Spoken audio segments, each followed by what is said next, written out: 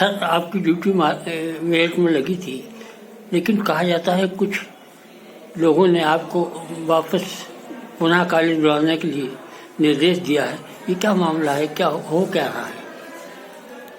धन्यवाद। क्योंकि मैं कैपेसिटी बिल्डिंग प्रोग्राम में 11 तारीख को मैंने यहाँ से प्रस्थान किया था और उस कार्यक्रम में मुझे 22 तारीख तक प्रतिभाग करना था। मुझे प्रबंधन से बाकायदा अनुमति मिली हुई थी, मगर 17 तारीख को कुछ अपरिहार्य कारणों के कारण उसको निरस्त कर दिया गया था। अनुमति को मुझे वापस आने के निर्देश दिए गए थे।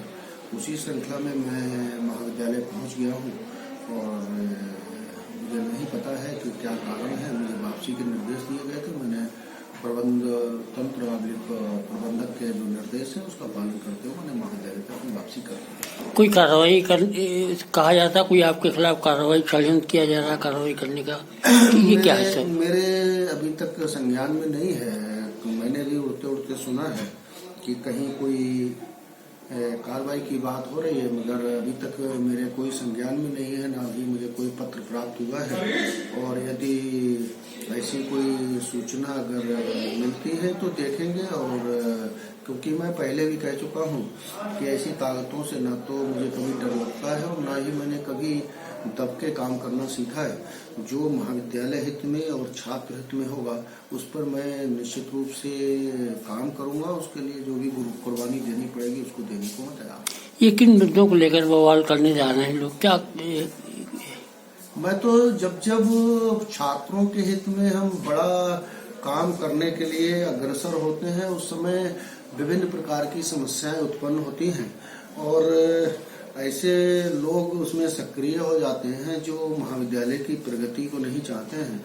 और निश्चित रूप से मेरा हमेशा प्रयास रहा कि महाविद्यालय प्रगति के पथ पर जाए। मगर मैं एक बात फिर कहना चाहूंगा, चाहे जो परिस्थिति हो, जब तक मैं कुर्सी पे काबिज हूँ, जब तक महाविद्यालय का प्राचार्य हूँ, विकास में किसी प्रकार का कोई व्यवधान नहीं आने दूंगा। और जहाँ तक कार्रवाई का औचित्य रहा है, अगर किसी प्रकार की कोई कार्रवाई होती है तो उसको देखेंगे और अगला जो नियमानुसार जो होगा उस पर अमल करेंगे। और इन सब कार्रवाइयों और उसके तहत कहीं किसी विकास कार्य पर उस पर कोई प्रभाव नहीं पड़ता। और जब कोई पत्र मिलेगा तो उसका जवाब देंगे। मुझे मात्र एक पत्र प्राप्त हुआ था जिसमें मुझे वापसी के निर्देश दिए गए थे। मैं महाविद्यालय पे उपस्थित हूँ। अगली अगर कोई कार्रवाई की सूचना मिलती है तो निश्चित रूप से आप लोगों को बताऊंगा। अच्छा, तेजी से महाविद्यालय तरक्की की ओर बढ़ रहा है, लेकिन लोग अपने स्वार्थों की पूर्ति के लिए विद्यालय में क्यों बार बार अड़चने डाल रहे हैं? मैं अभी तक ये समझ नहीं पाया कि महाविद्यालय के विकास को रोकने के लिए किन कारणों से लोग आगे आ जाते हैं। जब हमने महाविद्यालय के बच्चों को सरकारी दर पर शिक्षा प्राप्त कराने के लिए काम करना प्रारंभ किया है, तब इस तरह के व्यवधान उत्पन्न हुए हैं।